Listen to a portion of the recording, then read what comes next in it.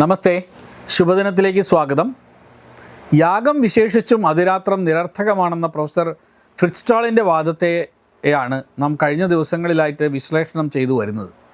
അതിൻ്റെ ഭാഗമായി അതിരാത്രത്തിലെ പ്രധാന ചടങ്ങായ അഗ്നിചയനത്തെക്കുറിച്ചുള്ള ശതപഥ ബ്രാഹ്മണത്തിലെ ഒരു ആഖ്യാനം നാം കഴിഞ്ഞ ദിവസം പഠനത്തിനായിട്ട് തിരഞ്ഞെടുത്തിരുന്നു. ഇന്ന് ആ ആഖ്യാനത്തിൽ മറഞ്ഞിരിക്കുന്ന രഹസ്യാർത്ഥങ്ങളെയാണ് നമ്മൾ അന്വേഷിക്കുന്നത്. ഈ ആഖ്യാനത്തിൽ നിന്ന് ഇഷ്ടികകളുടെ എണ്ണത്തെ സംബന്ധിച്ച് പറഞ്ഞ കാര്യങ്ങൾ മാത്രം നമുക്കൊന്ന് പരിശോധിക്കാം.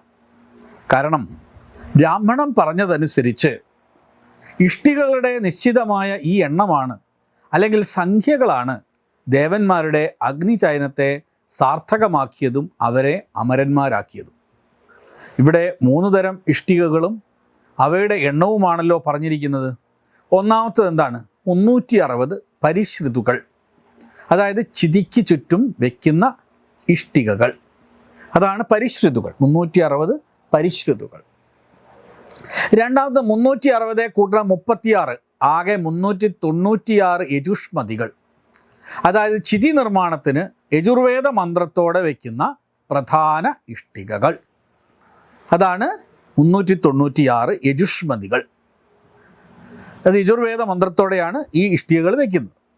ഇനി മൂന്നാമത്തത് 10800 ലോകംപ്രണകൾ എന്ന് വെച്ചാൽ ഫില്ലറായി ഉപയോഗിക്കുന്ന ഇഷ്ടികകൾ അല്ലെങ്കിൽ ചെറിയ കല്ലുകൾ, മണൽ എല്ലാം ചേർന്നതാണ് ലോകംപ്രണകൾ. 200 എണ്ണം ഇഷ്ടിക വീതമുള്ള 5 നിരകളായാണ് ഗരുഡാകൃതിയിലുള്ള ചിതി, അല്ലെങ്കിൽ അതിന് മറ്റൊരു പേരുണ്ട് ശേനച്ചിതി എന്ന് പറയുന്നത്, നിർമ്മിക്കുന്നത്. അതായത് ആകെ 1000 ഇഷ്ടികകൾ ഇവിടെ വരും. ഇതിൽ 360 കൂട്ടണം 36, അതായത് 396 യജുഷ്മതികൾ. അതിരാത്രത്തിൻ്റെ 5 ദിവസങ്ങളിലായിട്ട് ഓരോ നിരയിലും ക്രമത്തിൽ 98 ഒന്നാം ദിവസം, 41 രണ്ടാം ദിവസം, 71 ഇഷ്ടികകൾ മൂന്നാം ദിവസം, 48 ഇഷ്ടികകൾ നാലാം ദിവസം, 138 ഇഷ്ടികകൾ അല്ലെങ്കിൽ യജുഷ്മതി, ഇതിൻ്റെ എല്ലാം പേര് യജുഷ്മതി ഇഷ്ടികകൾ. അതാണ് ആ യജുഷ്മതി ഇഷ്ടികകൾ വെക്കുന്നു. അതായത് ആദ്യത്തെ 5 ദിവസങ്ങളിൽ 98, 41, 71, 48, 138 അതത് നിരകളിൽ അവശേഷിക്കുന്ന ഭാഗത്ത് ലോകംപ്രണകൾ വയ്ക്കുക. ഈ ഇഷ്ടികകളെ ഉറപ്പിച്ചു നിർത്തുന്ന ചെറിയ കല്ലുകളും ചെളിമണ്ണും എല്ലാം ലോകംപ്രണകളായിട്ടാണ് കണക്കാക്കുന്നത്. ഇങ്ങനെ ആകെ 10800 ലോകംപ്രണകൾ ഉണ്ട് എന്നാണ് സങ്കല്പിക്കുന്നത്. ഇനി ഈ ഒരു ചിതി നിർമ്മാണത്തിൻ്റെ വിവിധങ്ങളായ അർത്ഥതലങ്ങളെ നമുക്കൊന്ന് വിശേഷണം ചെയ്യണം. ആദ്യമായിട്ട് അധിയജ്ഞാർത്ഥം എന്താണെന്ന് നോക്കാം. നമ്മൾ നേരത്തെ പറഞ്ഞിരുന്നു 4 തരത്തിലുള്ള അർത്ഥമുണ്ടെന്ന് പറഞ്ഞല്ലോ. അധിയജ്ഞാർത്ഥം എന്താണ്? യാജ്ഞികമായ ഉപരിപ്ലവമായ അർത്ഥമാണ് ഇവിടെ പറയുന്നത്. ബ്രാഹ്മണം അനുസരിച്ച് പ്രജാപതിയുടെ പ്രപഞ്ച ശരീരത്തെ പുനർനിർമ്മിക്കുക എന്നതാണ് ശേനച്ചിതി നിർമ്മാണത്തിൻ്റെ സങ്കല്പം. പ്രജാപതിയുടെ പ്രപഞ്ച ശരീരത്തെ പുനർനിർമ്മിക്കുക എന്നതാണ് ശേനച്ചിതി നിർമ്മാണത്തിൻ്റെ സങ്കല്പം. ഈ സങ്കല്പം തന്നെ ക്രിയയെ അർത്ഥപൂർണമാക്കുകയാണ് ചെയ്യുന്നത്.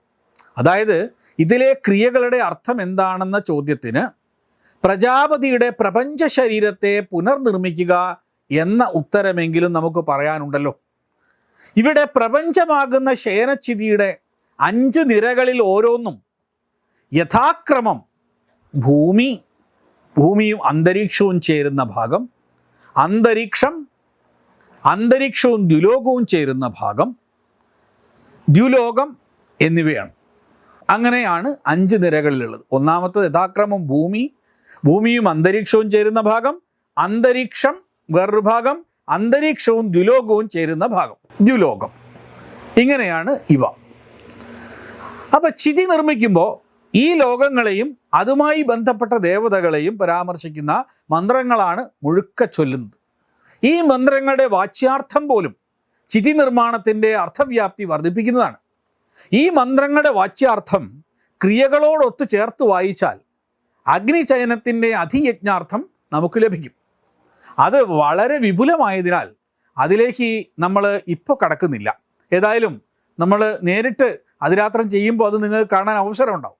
ഇനി നമുക്ക് ഏറെ പ്രധാനപ്പെട്ട വളരെ ഇൻട്രസ്റ്റിംഗ് ആയ ആദിദൈവികം എന്ന് വിളിക്കുന്ന വൈദിക കലണ്ടർ സങ്കല്പവുമായിട്ട് ബന്ധപ്പെട്ടിട്ടുള്ള ആസ്ട്രോണമിക്കൽ മീനിങ്ങിലേക്ക് നമുക്കൊന്ന് പ്രവേശിക്കാം.